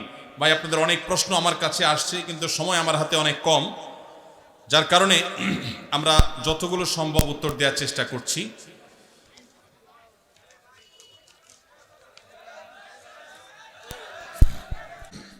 একটু সবর করতে হবে ভাই, একটু ধৈর্য ধারণ করেন। আমরা সংক্ষেপে প্রশ্ন উত্তর সেশনটা শেষ করার চেষ্টা করি ইনশাআল্লাহ। প্রথম প্রশ্ন, বিসমিল্লাহ। মহল্লায় যোগ্য ইমাম থাকা সত্ত্বেও গ্রামের সম্মানীয় লোক যারা কিনা অন্যত্রে কর্মরত, কিন্তু 2 ঈদের নামাজ, পশু কুরবানি ও বিয়ে শাদী শেষে নির্দিষ্ট পরিমাণ টাকা নিয়ে থাকলে তাদের জন্য হালাল হবে কিনা, নাকি এটা মহল্লার ইমাম সাহেবের হক? ভাইরা আমার, প্রথম কথা হলো, ইমাম সাহেবদের আপনারা বেতন কত দেন এলাকার মানুষ আমি জানি না। ইমাম সাহেবের বেতন যদি 5,000-7,000 দেন, তাহলে ইমাম সাহেবের তো সংসার চালানোর জন্য ওই গরুর পশু কোরবানি করে তারপরে যায়া বিভিন্ন রকমের ডানে বামে নানা রকমের কাজ করে তারপরে তার সংসার চালাইতে হবে। এটা তো এলাকাবাসীর জন্য লজ্জা। এই প্রশ্নই হলো এলাকাবাসীর জন্য একটা লজ্জার বিষয়, যে আপনাদের ইমাম সাহেবরা গরু কোরবানি করে তাদের সংসার চালাইতে হয় কেন? মসজিদে ইমাম সাহেবরা ইমামতি করেন, তাদের বেতন আপনারা কম দেন কেন? ইমাম সাহেবরা আছেন কেউ এখানে? বলেন, ইমাম সাহেব কে আছেন? ধরা হয়ে যাক এখনই। আছেন? কই ইমাম সাহেব আছেন? ভাই, বেতন কত আপনার বলেন, সত্য বলেন। হ্যাঁ, মাশাআল্লাহ, 12,000 হলে তো খারাপ না একেবারে। কোন মসজিদ আপনার? কেন্দ্রীয় মসজিদের ইমাম যদি 12,000 হয় তাহলে বাইরে তো 5,000 হবে। আর বাকি ইমাম সাহেবরা কই? ইমাম সাহেবরা আছেন কেউ? থাকলে হাত তোলেন। ইমাম সাহেবরা অনেকে তারা হয়তো বলতে চান না, আপনাদের মান সম্মান বাঁচানোর জন্য আপনারা ইমাম সাহেবদেরকে, এই এলাকাতে প্রচুর প্রবাসী থাকে আমি জানি। বাবাজি, কোন এলাকার কোন মসজিদের ইমাম? মাশাআল্লাহ, আপনার বেতন কত? 4,000। এই কপালপড়া এলাকার কোন লোক আছে এখানে? আছে? ছি ছি ছি ছি ছি, লজ্জা। ভাই, এই এলাকার মানুষ যারা ভালো করে শুনে রাখেন, এই মসজিদ কমিটির যারা দায়িত্বশীলরা আছেন, আল্লাহকে ভয় করেন, আল্লাহকে ভয় করেন। আপনার যে ইমাম সাহেব 5 ওয়াক্ত নামাজ পড়ানোর দায়িত্ব নিয়েছেন, এই 5 ওয়াক্ত নামাজ পড়াতে গেলে আর তেমন কোনো কাজ করা যায় না। ইমাম সাহেবদেরকে আপনারা 4000 টাকা বেতন দেন। ছি ছি ছি। বাংলাদেশে কোনো কাজের লোকের বেতনে এখন 4000 টাকা পাওয়া কঠিন। ইমাম সাহেবদের এই অপমান, এটা কোন অবস্থাতে এলাকাবাসী সহ্য করা উচিত না। এই মসজিদ কমিটির বা এই মসজিদের মুসল্লিরা কেউ থাকলে হাত তোলেন। আমরা আসামি দেখতে চাই। আসামি কই? আসামি আছে এখানে? আল্লাহ তাআলা আমাদের ভাইদেরকে হেদায়েত দান করুন, আমরা দোয়া করি। ভাইদের প্রতি আমি আজকে আহ্বান করে রাখলাম, মেহেরবানি করে ইমাম সাহেবের বেতন বাড়াই দিবেন। এর আগে কুমিল্লার আরেক এলাকাতে এরকম ইমাম সাহেবদের এই অবস্থা। কুমিল্লা জেলার বদনামি করে ফেলবেন তো আপনারা। হ্যাঁ, এত বড় জেলা, এত ঐতিহ্যবাহী জেলা, ইমাম সাহেবদের বেতন 4000 টাকা। ছি ছি ছি। কোনোভাবে এটা মানা যায় না, কোনোভাবে এটা মানা যায় না। আল্লাহর ওয়াস্তে এটা পরিবর্তন করবেন তো ইনশাআল্লাহ? এই যে ইমাম সাহেব গরু কুরবানি করে টাকা কামাই করবে, খতম পড়ে টাকা কামাই করবে, দোয়া করে টাকা কামাই করবে, কেন? ইমাম সাহেব মসজিদে দায়িত্ব পালন করছে, মসজিদের মধ্যে অনেক ভালো ভালো কাজ করতে পারে, সেগুলা করতে পারবে তখন যখন তাকে এমন বেতন দিবেন যে নিশ্চিন্তে তিনি মসজিদ ভিত্তিক নানামুখী কাজ করতে পারেন। এখন যে বেতন দেন সেটা দিয়ে তার চাল কেনার টাকাই যদি না হয়, তাহলে সে মসজিদে কোরআন শিক্ষার আসর করবে না, দাওয়াতি কাজ করবে, নাকি ধান্দা করে বেড়াবে? এই যে অন্য এলাকা থেকে এসে পশু কুরবানি করে টাকা নেওয়া জায়েজ কিনা এই প্রশ্ন করছেন, এই প্রশ্ন তো এই জন্যই আসছে যে ইমাম সাহেবের যা দেন তা যথেষ্ট হয় না, এই জন্য ইমাম সাহেবের এসব খুঁজে বেড়ানো লাগে। এটা তো লজ্জার কথা। কেন ইমাম সাহেব এগুলো খুঁজতে হবে? এত বেশি বেতন দিবেন যে এই সমস্ত ছোটখাটো কাজ করে ইমাম সাহেব তার পেট পালার চিন্তা করা যেন না লাগে। আল্লাহ আমাদেরকে সেই তৌফিক দান করুন। এখন বাহির থেকে কেউ যদি এসে এগুলো করে, হারাম না, এটা মোটেও হারাম না। কেউ যদি পারিশ্রমিক নিয়ে পরিশ্রম করে, যেখানে টাকা নেওয়া জায়েজ শরীয়তে, যেমন পশু কুরবানি করে টাকা নেওয়া জায়েজ, অতএব কেউ এরকম নিতে চাইলে জায়েজ আছে। এলাকার ইমাম সাহেব নিবে, বাইরে কেউ আসতে পারবে না, এমন কোনো কথা নেই। কোরআন হাদিসে এটা ইমাম সাহেবের হক বলতে কোনো কিছু নাই, যে কেউ করতে পারে। তবে হ্যাঁ, কোনো এলাকার ইমাম সাহেবের বেতন যখন অনেক কম, আরেকজন সচ্ছল মানুষ, তিনি ইমাম সাহেব বেচারার বেতন কম, এলাকাবাসী নালায়েক নাখান্দা, তাদের রুচির বৈকল্য দেখা দিয়েছে, এজন্য ইমাম সাহেবের বেতন সম্মানজনকভাবে দেয় না। এরকম অবস্থায় বাহির থেকে একজন মানুষ যারা অনেক উপার্জন আছে, সে এসে ইমাম সাহেব 2-4 পয়সা এখান থেকে পায়, এটাতে ভাগ বসানো অবশ্যই তার অনুচিত। কিন্তু যদি সে নেয়, এই উপার্জন তার হারাম হবে না, কিন্তু তার এটা রুচির ব্যাপার, এটা তার আখলাক, উত্তম আখলাকের পরিচয় যে সে ইমাম সাহেবের এখানে ভাগ যেন না বসায়। ভাইরা, ইমাম সাহেবদের বেতন বাড়াই দিবেন তো ইনশাআল্লাহ? এত প্রবাসী এখানে, ইমাম সাহেবদের বেতন 4000-5000 কেন ভাই? আল্লাহ আমাদের সবাইকে হেদায়েত দান করুন। মসজিদের ইমাম সাহেবের জন্য টাকা কালেকশন করে সেই টাকা মসজিদের ফান্ডে জমা রাখা যাবে কিনা? ইমাম সাহেবের জন্য টাকা কালেকশন করে সেই টাকা মসজিদে রাখতে পারবেন কিনা? এই অপকর্মটা ঈদের সময় বেশিরভাগ ঈদগাহে, বেশিরভাগ মসজিদে হয়। টাকা তোলার সময় গামছা নিয়ে বলতেছেন ইমাম মুয়াজ্জিনের হাদিয়া দেন।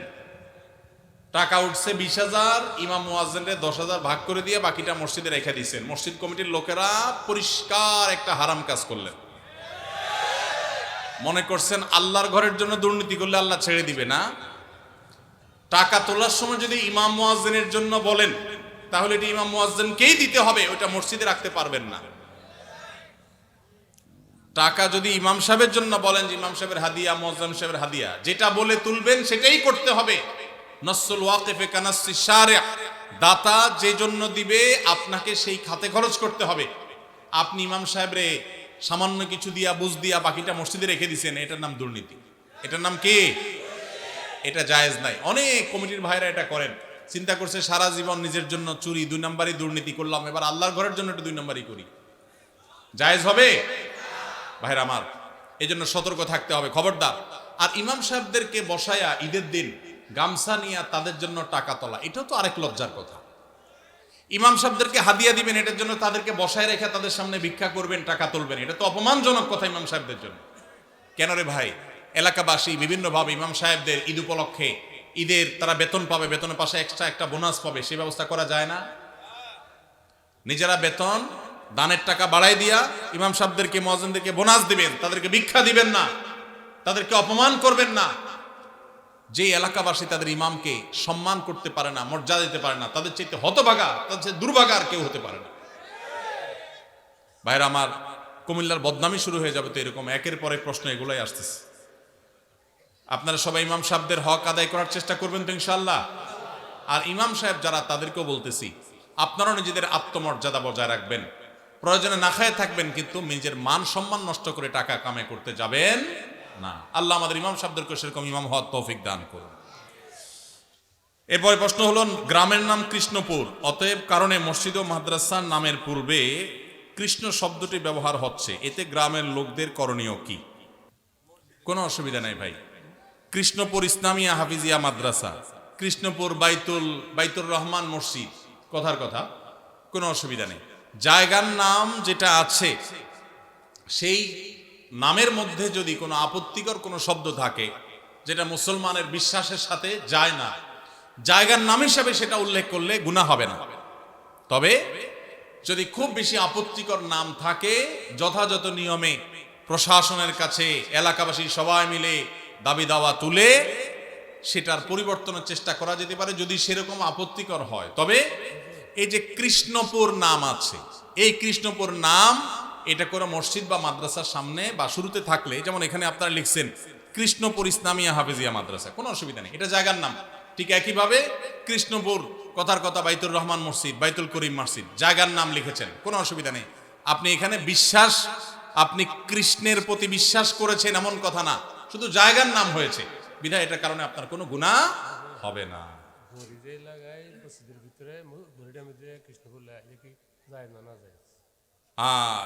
মুরব্বী বলছেন যে ঘড়ির মধ্যে ওই শব্দ লাগায় দেয়, সেই শব্দ আপনার মসজিদের মধ্যে থাকে, এটা অনুচিত কিনা। জায়গার নাম হিসাবে থাকলে তো নাজায়েজ না বলেছি, তারপরেও আল্লাহর ঘরের সম্মান, পবিত্রতা, মর্যাদা রক্ষা করতে গিয়ে তাওহীদের পরিপন্থী কথা, শব্দ, সেটা হোক জায়গার নাম, এটা ইমানি যে গায়রত, ইমানি যে আত্মসম্মান, এটার কারণে ওইটা অ্যাভয়েড করতে পারলে ভালো হয়। মসজিদে নাগা লাগানো তো কোনো জরুরি কিছু না, কাগজপত্রের বাইরে ঠিকানা হিসাবে লিখলেন সেটা ভিন্ন কথা। অতএব এগুলো পরিহার করতে পারলে, বিশেষ করে মসজিদের ভিতরে মসজিদের পবিত্রতা এবং মর্যাদার খাতিরে তারা পৃথক করতে বলেছেন। তিনি বলেছেন ওয়াহজুরুহুম ফিল মাদাজি'i ওয়াহজুরুহুম ফিল মাদাজি'i ইযা বালাগু আশরা আও কামা ওয়ারাদা ফিল হাদিস। কোন কোন বর্ণনায় ওয়াফাররিকুহুম আসছে, নিজের সন্তানদের বয়স যখন 10 হবে তখন তাদের বিছানা পৃথক করে দাও। এক কম্বলে এক কাঁথার নিচে দুজন ঘুমাবে না, তখন আলাদা আলাদা হবে। যদি বিছানা পৃথক করা বলতে আলাদা খাট, আলাদা চকিতে শোয়ানোর মতো আর্থিক সঙ্গতি না থাকে, তাহলে একই কক্ষেও যদি থাকে তো মাঝখানে পার্টিশন থাকবে, কোলবালিশ জাতীয় কিছু থাকবে, আলাদা কম্বল কাঁথা থাকবে, একই কাপড়ের ভিতরে বা একই কাপড়ের নিচে ঘুমাবে না। এটা নানাবিধ অনাচারের পথকে উন্মুক্ত করে। আরো আগে থেকে যদি বাচ্চাকে অভ্যাস গড়ে তোলা হয় সেটা সবচেয়ে ভালো। অনেকে আছেন এই বিষয়গুলোকে তেমন কোনো গুরুত্ব দেন না, অথচ এগুলোর কারণে বহু সর্বনাশা আমাদেরকে গ্রাস করে। বিধায় নবী সাল্লাল্লাহু আলাইহি ওয়াসাল্লামের এই নির্দেশটা আমাদের খুব গুরুত্বের সাথে মানতে হবে। এরপরে প্রশ্ন হলো, জানাজার পরে দাফনের পূর্বে মুনাজাত করা জায়েজ কিনা? জানাজার পরে, দাফনের আগে কোনো দোয়া নেই। জানাজার পরে অনেক এলাকাতে জানাজার নামাজের পরে ইমাম সাহেব মুসল্লিদেরকে নিয়ে দোয়া করে, এটা সুন্নাত দ্বারা সাব্যস্ত নয়। জানাজার নামাজটাই তো দোয়া। জানাজার নামাজের মধ্যে আপনি পড়লেন আল্লাহুম্মা ফিরলি হাইয়িনা ওয়া মাইয়িতিনা, আল্লাহ মাই আমাদের মৃতদেরকে মাফ করে দেন, তো জানাজার নামাজে এটা পড়লেন, পড়েই তো সালাম ফিরালেন। পুরো জানাজার নামাজটাই তো দোয়া, তাহলে সালাম ফেরানোর পর আবার কিসের দোয়া? এই জন্য এই দোয়া সুন্নাহ সম্মত নয়। তবে মাইয়েতকে দাফন করার পর, কবরে রাখার পর, দাফন করে শেষ করার পর কেবলামুখী হয়ে যারা দাফন কাজে শরীক হয়েছেন সবাই যার যার মতো করে কেবলামুখী হয়ে মুর্দার জন্য দোয়া করা সুন্নাত। সেটা দাফনের আগে না পরে? দাফনের পরে কেবলামুখী হয়ে দোয়া করা সুন্নাত। সুন্নাতটা আমরা অনেকে জানি না, বেদাতটা ঠিকই জানি। সুন্নাতের খবর নাই, বেদাত নিয়ে টানাটানি। এই জন্য এই সুন্নাত যেহেতু আলোচনা নাই, জানাশোনা নাই, এটা আমরা জিন্দা করবো ইনশাআল্লাহ, ঠিক আছে না? মাইয়াতকে কবরে রেখে দাফন করে কিবলামুখী হয়ে আমরা হাত তুলে দোয়া করব। কি দোয়া করব? দোয়া করব, নবী সাল্লাল্লাহু আলাইহি সাল্লাম বলেছেন সালু লি আখিকুম আত-তাসবীত, তোমরা তোমাদের ভাই যাকে দাফন করলা তার জন্য আল্লাহর কাছে দোয়া করো, সেই জন্য ইমানের উপরে এখন মুনকার নাকিরের প্রশ্নের জবাবে যেন টিকে থাকতে পারে, অটল থাকতে পারে, সেজন্য আমরা মাইয়েতের জন্য দোয়া করবো ইনশাআল্লাহ। মসজিদের রেগুলার ইমাম সাহেব থাকা সত্ত্বেও তারাবির জন্য অন্য কোনো ইমাম আনা জায়েজ আছে কিনা? আনা যাবে, কোনো অসুবিধা নাই। এই প্রশ্ন সব বোধহয় ইমাম সাহেবরা বাউ করে দিছে, সব তাদের স্বার্থের প্রশ্ন। ইমাম সাহেবরা দেয় নাই, তাহলে মুক্তাদের ইমাম সাহেবকে মহব্বত করেন, টাকা দিবেন না, কিন্তু ইমাম সাহেবদের পক্ষে প্রশ্ন করবেন। মাশাআল্লাহ, এটা কেমন মহব্বত হইল? যাই হোক ভাই, ইমাম সাহেব যদি ভালো হাফেজ না হন, তেলাওয়াতের সৌন্দর্য আহামরি না থাকে, বাহির থেকে হাফেজ নিয়ে আসলে কোনো অসুবিধা নেই। এটা কোনো কথা না যে ইমাম সাহেবের পিছনেই নামাজ পড়া জরুরি। তবে হ্যাঁ, কোনো যৌক্তিক কারণ ছাড়া অনেক এলাকাতে আছে কমিটির সাথে ইমাম সাহেবের ভালো সম্পর্ক নাই, শত্রুতা করে এখন বাহির থেকে লোক হায়ার করে আনে। এটা অন্যায় কথা, এটা জুলুম। যার পিছনে নামাজ পড়বেন তার প্রতি আপনার যদি এতটুকু শ্রদ্ধাবোধ না থাকে, তাহলে অবশ্যই সেটা অনুচিত কাজ, সেটা গর্হিত কাজ। এই জন্য এটা করা জায়েজ হবে না। আমি একজন প্রাইমারি স্কুলের শিক্ষক। সকাল 9টা থেকে 4টা পর্যন্ত আমার কর্মঘণ্টা, 4:15 পর্যন্ত আমার কর্মঘণ্টা। 5 বছর বয়সী বাচ্চা থেকে শুরু করে 12 বছরের শিক্ষার্থী পড়ে। প্রতিটা ক্লাসের সময়কাল 40 মিনিট। সকালে 3-4টা ক্লাস নিলে শরীর আর চলে না। পরবর্তী ক্লাসগুলো শুরুর ক্লাসের মতো মনোযোগ দিতে পারি না।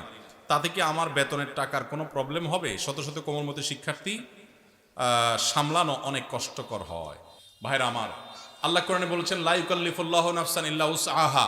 সাধ্যের বাইরে কোনো কিছু করতে আল্লাহ আমাদেরকে বাধ্য করেন নাই। এই জন্য আমাদের উচিত হবে যে আমরা যারা চাকরি করব, যতক্ষণ সাধ্য থাকে ততক্ষণ আমরা মনোযোগ দিয়ে কাজ করব। আমার এনার্জি আর কুলাচ্ছে না।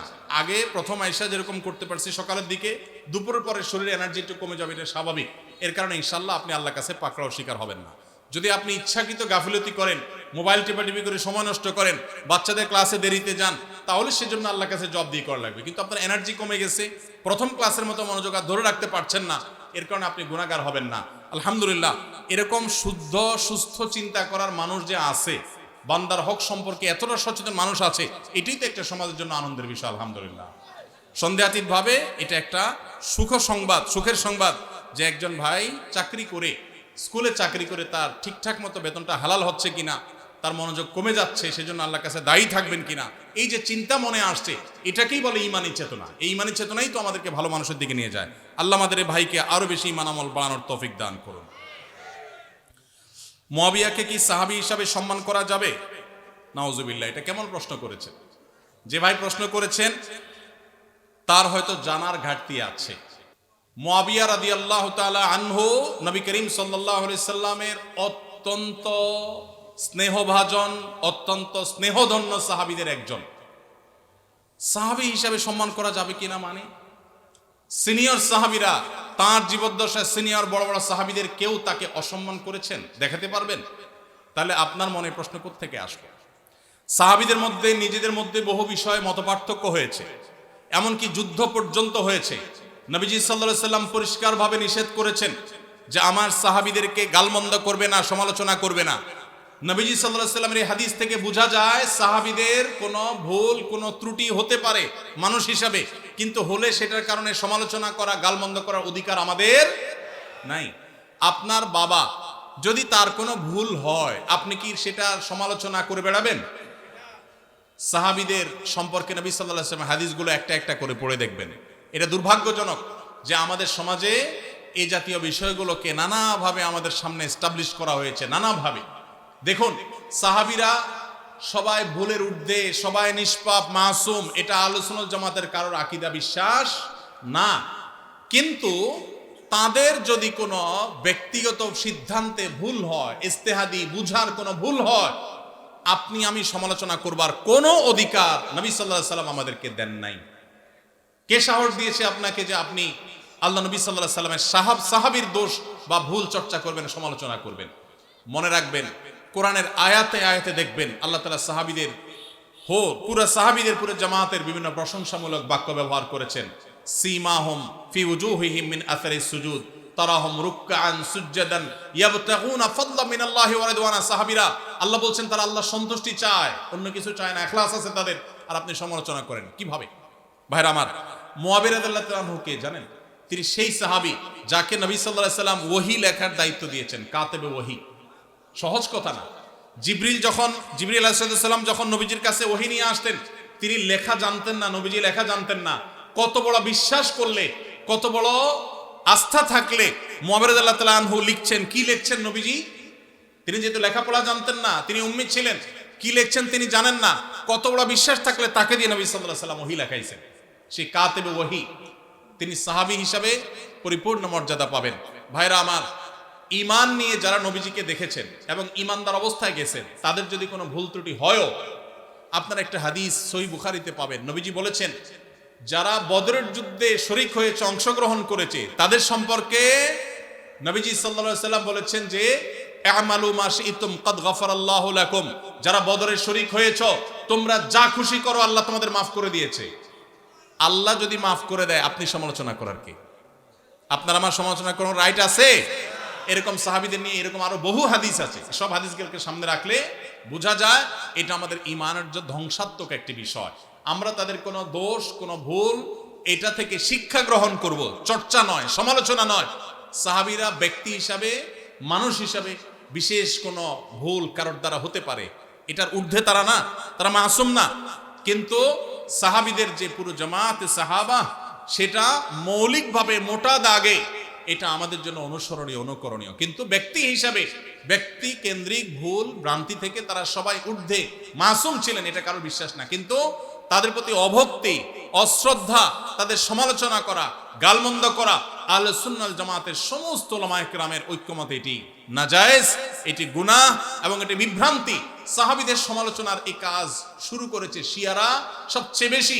তারা আম্মা জান আয়েশা রাদিয়াল্লাহু তাআলা আনহাকে গালমন্দ করে, আবু বকর রাদিয়াল্লাহু তাআলা আনহুকে গালমন্দ করে, আলী রাদিয়াল্লাহু তাআলা আনহুকে গালমন্দ করে, আর অনেক সাহাবীকে, আলী রাদিয়াল্লাহু তাআলা আনহু ছাড়া অন্য যে সমস্ত ওমর রাদিয়াল্লাহু তাআলা আনহুকে গালমন্দ করে, তারা নবীজির সাহাবীদেরকে গালমন্দ করে। এটা শিয়াদের কাজ।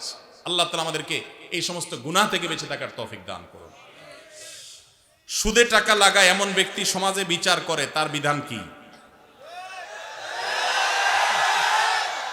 সুদে টাকা লাগায় এইরকম আসামি থাকলে তার নিজেরই তো বিচার করা উচিত। সে আবার কিসের বিচার করবে? মুসলমানদের সমাজে হারামখোররা কখনো বিচারকের আসনে বসতে পারা উচিত না। মুসলমানদের উচিত এগুলোকে সতর্ক করা, এগুলোর ব্যাপারে সতর্ক থাকা। আল্লাহ আমাদেরকে তৌফিক দান করুন। যে সমস্ত মানুষ হারামের সাথে খুল্লম খোলা সম্পর্ক, মুসলমানদের সমাজে কিভাবে তাদেরকে বিচারক হিসেবে ডাকেন? আর ভালো মানুষের কি অভাব পড়ছে এলাকা? সুদখোর ছাড়া ভালো মানুষ কি নাই এলাকায়? তাহলে কেন সুদখোরকে দিয়ে বিচার করতে হবে? যে আল্লাহর ভয় যার মধ্যে নাই, সে কিভাবে ন্যায়সঙ্গতভাবে বিচার করবে? কিভাবে আশা করা যায়? আল্লাহ আমাদের ভাইদেরকে সবাইকে হেদায়েত দান করুন। যারা সুদের কারবারে জড়িয়ে আছেন, আল্লাহর ভয়ে হারাম থেকে সরে আসুন। আইডি কার্ড ও পাসপোর্ট বানানোর কাজ করা হালাল নাকি হারাম? আইডি কার্ড বা পাসপোর্টের কাজ, অর্থাৎ কারোর আইডি কার্ড পাসপোর্ট লাগবে, সেটার জন্য কাগজপত্র রেডি করলেন, অনলাইনে ফর্ম ফিল আপ করে দিলেন, এসব কাজ টাজ করে আপনি ফি নিলেন, এটা জায়েজ আছে। কিন্তু আপনি আইডি কার্ড এবং পাসপোর্ট অবৈধ উপায়ে, যেটা পাওয়ার কথা না সেটা পাওয়াই দিবেন, যেটা 10 দিনে পাওয়ার কথা সেটা 5 দিনে পাওয়াই দিবেন, এই রকম করে যদি আপনি অফিসারদের সাথে তলে তলে লিঙ্ক করে, ঘুষের লাইন করে আর ক্লায়েন্টের কাছ থেকে টাকা নেন, তাহলে সেই উপার্জন আপনার হারাম। কথা কি বুঝাতে পারছি? একটা হলো যে আপনার একটা দোকান আছে, কম্পিউটার দোকান আছে, নেট সার্ভিস আছে, আপনি অনলাইনে ফর্ম ফিল আপ করে দিলেন, কাগজপত্র আগায় যোগায় দিলেন, এটার জন্য ফি আপনি 2000 4000 আপনি নিতে পারবেন। কিন্তু আপনি ক্লায়েন্টের কাছ থেকে অতিরিক্ত টাকা নিয়ে ওই পাসপোর্ট অফিসার, এনআইডি কার্ডের ওই অফিসারে আপনি ঘুষ দিলেন, দিয়া আপনি কাজটা করে আনলেন। এই ঘুষের কারবার করে অবৈধ কাজ করলেন, আগের দেরির কাজ আগের করাইলেন, লাইন ব্রেক করাইলেন, নানামুখী যে শয়তানিগুলো আমাদের দেশে হয়, অবৈধ কাজ হয়, এগুলোর জন্য যদি টাকা লেনদেন করেন, তাহলে আপনার এই ব্যবসা হালাল হবে না। আজ এত টাকা কালেকশন করা হলো, কিছু মনে না করলে জানতে পারি আপনার হাদিয়া কত টাকা? ভাইরা আমার, আলহামদুলিল্লাহ, আল্লাহ শুকর। প্রথম কথা হলো যে ওয়াজ মাহফিলে বা দিনই কাজে, এমনি তো আমি ওয়াজ মাহফিলে যাই না। আপনাদের এলাকারই ভাই, কি নাম ওনার? হানিফ ভাই বোধহয়। হানিফ ভাই, উনি আমাদের অফিসে লোক পাঠাইছেন। তিনি বলতেছেন যে আমাদের অফিস থেকে লোক নাকি বলছে যে আমরা এই মাহফিল করব। এটা বহু কয়েক মাস আগের কথা। আমাদের মনে নাই, যেহেতু ভাই বলছেন মুসলমান তো মিথ্যা বলবে না, তাহলে হয়তো আমাদের কেউ বলছে, আমরা সেই ওয়াদা রক্ষা করার জন্য আসছি। আসার ক্ষেত্রে আমি হানিফ ভাইকে আমার অফিস থেকে শর্ত দিয়ে দিছি যে মাহফিল করার পর আমাকে কোনো টাকা পয়সা কোনো হাদিয়া দিবেন না, এই শর্তে আমি আসতে পারি। আলহামদুলিল্লাহ ওনার সাথে আমার চুক্তি হয়েছে হানিফ সাহেবের কাছে, আমি খাবো না, কোনো হাদিয়াও নেব না। আলহামদুলিল্লাহ আমি এখানে খানাও খাই নাই, হাদিয়াও নেব না, ইনশাল্লাহ চুক্তি করেই আমি আসছি। কোনো জায়গায় কেউ যদি আমাদের পথ খরচ দেয় বা হাদিয়া দেয়, আলহামদুলিল্লাহ আমরা যেখানে মানুষ খুব জোরাজোরি করে নেই। আর যদি কোনো মসজিদ মাদ্রাসা হয় বা দিনী প্রতিষ্ঠান হয়, সচরাচর আমরা চেষ্টা করি পথ বড়াটাও নিজের পকেট থেকে দিয়ে যাওয়ার। এটা যেহেতু প্রশ্ন খোঁচা মেরে করেই ফেললেন, সেই প্রসঙ্গে বলা, হানিফ ভাই এখানে উপস্থিত আছে, সাক্ষী উপস্থিত আছে, ওনার সাথে চুক্তি করা হয়েছে। যেহেতু মাদ্রাসার মাহফিল, মাদ্রাসার জন্য দুনিয়ার টাকা উঠানো লাগতেছে, একটা মসজিদ নাই, বাচ্চাদের থাকার জায়গা নাই, তাহলে এখান থেকে আমার হাদিয়া নেওয়া লাগবে কেন? আলহামদুলিল্লাহ আমার চলার মতো ব্যবস্থা আল্লাহ তাআলা আমাকে দিয়েছেন, যথেষ্ট দিয়েছেন। অতএব আপনারা বরং মসজিদের জন্য সহযোগিতা করবেন, জমির জন্য সহযোগিতা করবেন, করবেন তো ইনশাআল্লাহ? মাদ্রাসার ছাত্রদের থাকার ভালো ব্যবস্থা যেন হয় সেজন্য সাহায্য করবেন, ঠিক আছে না ইনশাআল্লাহ? আর আমাকে হাদিয়া দেওয়া লাগবে না, ইমাম সাহেবদের বেতন বাড়াই দিয়ে না, ইমাম সাহেবদের বেতন বাড়াই দিবেন তো ইনশাআল্লাহ? ইমাম সাহেবদের বেতন বাড়াই দেওয়ার তৌফিক আল্লাহ তাআলা আমাদেরকে দান করুন। ওলামা একরাম ওয়াজ মাহফিলে যারা আসেন তাদেরকে সম্মানজনক হাদিয়া দিবেন।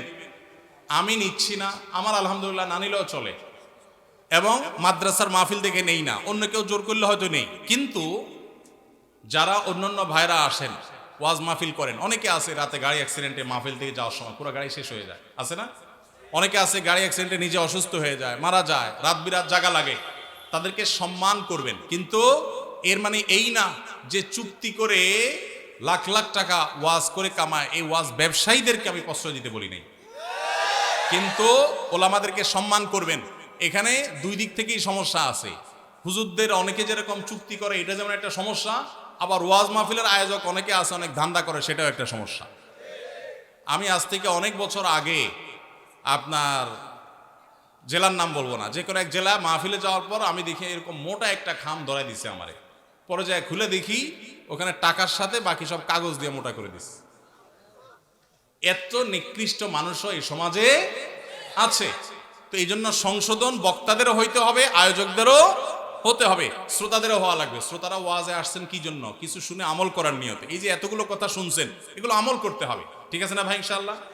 যদি শুধুমাত্র ওয়াজ মাহফিলে আসেন তামাশা দেখার জন্য, তাহলে হবে না, আমল করার নিয়তে আসতে হবে। আয়োজকদের উদ্দেশ্য হবে আল্লাহর সন্তুষ্টি, আলোচকদের উদ্দেশ্য হবে আল্লাহর সন্তুষ্টি, এবং শ্রোতাদের উদ্দেশ্য হবে কি? আল্লাহর সন্তুষ্টি। আল্লাহ তাআলা আমাকে, আপনাকে, আমাদের সবাইকে ইখলাসের সাথে কাজ করার তৌফিক দান করুন। ভাই সময় অনেক হয়েছে, আমার মনে হয় শেষ করা দরকার।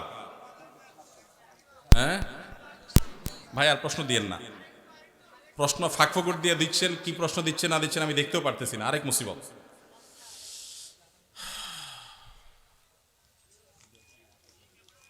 জি ভাই, এরপরে প্রশ্ন হলো, রিজিকে বরকত এবং ভাগ্য সুপ্রসন্ন হবে কোন আমল করলে?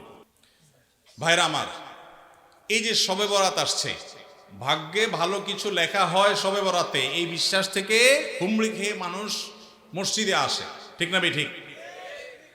ভাগ্যে ভালো কিছু লেখা হয় কবে?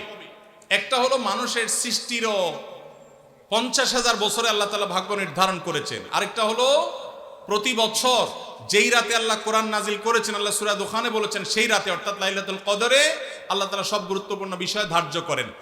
শবে বরাত যেটাকে আমরা বলি মধ্য শাবানের রাত, এই রাতে ভাগ্য নির্ধারণ হয়, এই মর্মে বিশুদ্ধ হাদিস বর্ণিত নাই। তারপরে আমরা জেনারেলি বলি, ভাগ্যে যেন ভালো কিছু আল্লাহ লেখেন, আপনার নসিবে যেন ভালো কিছু আসে, আপনার রিজিকে যেন আল্লাহ বরকত দান করেন, এর জন্য বেশ কিছু আমল আমরা কোরআন হাদিসের আলোকে বলতে পারি, সাজেশন দিতে পারি। তবে তার আগে আমাদেরকে জানতে হবে যে ভাগ্য সুপ্রসন্ন হওয়া বা রিজিকে বরকত হওয়া বলতে কি বুঝায়।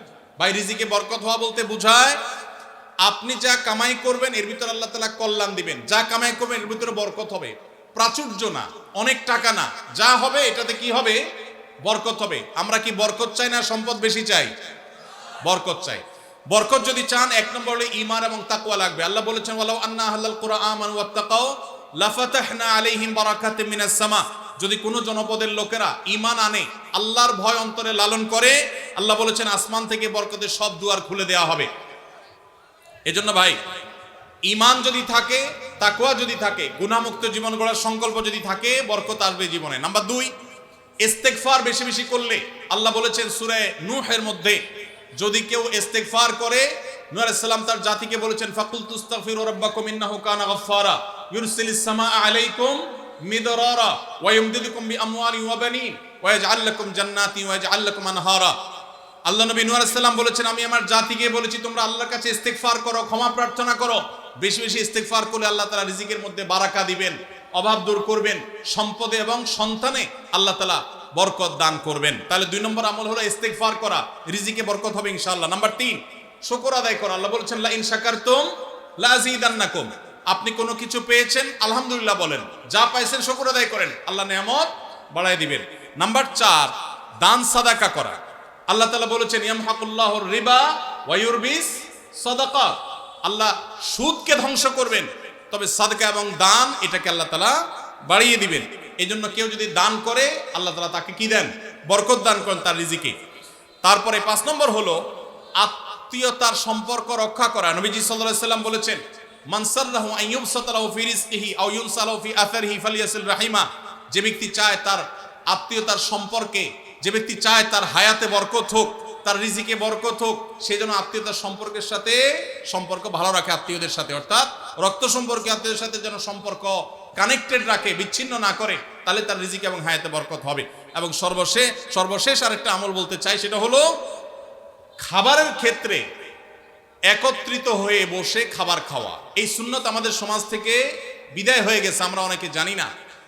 আবু দাউদের একটি হাদিস বর্ণিত হয়েছে, নবীজি সাল্লাল্লাহু আলাইহি সাল্লামের কাছে এক ব্যক্তি বললেন, হে আল্লাহর রাসূল, আমরা খাই কিন্তু অনেক খাওয়ার পরেও পরিতৃপ্ত হই না, পেট ভরে না, খাবারের চাহিদা পরিপূর্ণ মিটে না, কারণটা কি? নবীজি সাল্লাল্লাহু আলাইহি সাল্লাম বলেছেন, তোমরা সম্ভবত আলাদা আলাদা প্লেটে খাও, আলাদা আলাদা সিঙ্গেল খাও। তখন নবীজি সাল্লাল্লাহু আলাইহি সাল্লাম বলেছেন, তোমরা সবাই একসাথে খানা খাবে, আল্লাহ তাআলা তোমাদের খাবারে বরকত দান করবেন। একসাথে খানা খাবে এবং বিসমিল্লাহ বলে খাবে, এই 2টা কাজ করলে আল্লাহ তাআলা তোমাদের খাবারে বরকত দান করবেন। এই জন্য ভাইরা, বাসা বাড়িতে এক প্লেটে, স্বামী স্ত্রী 2 জন আছেন, এক প্লেটে খাবেন, বাচ্চাদেরকে নিয়ে বড় প্লেট নিয়ে খানা খাবেন, এটা সুন্নাত। নবীজি সাল্লাল্লাহু আলাইহি সাল্লাম উৎসাহ দিয়েছেন, কিন্তু আমাদের সমাজ থেকে এটা এখন হারিয়ে গেছে, নাই বললে চলে। আমরা সবাই যার যার মতো খানা খাই। এই জন্য এই কাজটাও আমাদের আমলে, আমাদের রিজিকে, আমাদের হায়াতে বরকত এনে দিবে ইনশাআল্লাহ। সর্বশেষ প্রশ্ন, আকিকা না দিলে কি শিশুর বিপদ কাটে না? আকিকা না দিলে শিশুর বিপদ কাটে না এমন কোনো কথা কোরআন হাদিসে নাই। তবে আকিকা দেওয়া এটা গুরুত্বপূর্ণ একটা আমল। আল্লাহ কাউকে পুত্র সন্তান দান করলে 2টি ছাগল, আর কন্যা সন্তান দান করলে 1টি ছাগল জবে করা, এটা নবীজি সাল্লাল্লাহু আলাইহি সাল্লামের সুন্নাহ। এটা জন্মের 7ম দিনে, না হলে 14তম দিনে, না হলে 21তম দিনে করবেন। সেটাও যদি কোনো কারণে না হয়, পরে যে কোনো সময় করলেও আদায় হয়ে যাবে। এমনকি কারো শিশুকালে যদি আকিকা দেওয়া না হয়, বড় হওয়ার পরে তার আকিকা দিলেও আদায় হয়ে যাবে। এই আকিকা এটা না দিলে যে বিপদ কাটে না, এরকম কোনো কথা নাই। তবে হ্যাঁ, বিভিন্ন হাদিসে নবী সাল্লাল্লাহু আলাইহি সাল্লাম বলেছেন, কুল্লু গুলামিন মুরতাহানুন বিআকিকাতিহি। বাচ্চার এটা আকিকার উপরে সে অনেকটা ডিপেন্ডেন্ট থাকে। এই হাদিসের ব্যাখ্যা অনেক মুহাদ্দিসরা বলেছেন, আকিকা না দিলে, আকিকা দেওয়ার ফলে সে বিভিন্ন ক্ষয়ক্ষতি থেকে বেঁচে থাকতো। অনেকে বলেছেন শয়তানের কুমন্ত্রণা থেকে বেঁচে থাকে আকিকার মাধ্যমে, এটা থেকে সে আর বাঁচতে পারে না, ওই ক্ষতি তাকে স্পর্শ করার সম্ভাবনা থাকে। তবে কেউ আকিকা দিতে পারলো না, অন্য কোনো আমল করলো তার সন্তানের জন্য, আল্লাহ তাআলা তাকে সেভ করতে পারেন। এমন কোনো কথা নাই যে আকিকা না দিলেই তার সন্তানের বিপদ কাটবে না। তবে আকিকা দেওয়া উচিত, এর মাধ্যমে সন্তান নানাভাবে উপকৃত হয়, নানাভাবে সেফ থাকে, নিরাপদে থাকে। আল্লাহ আমাদের যাদের সামর্থ্য দিচ্ছে তাদেরকে আমল করার তৌফিক দান করুন।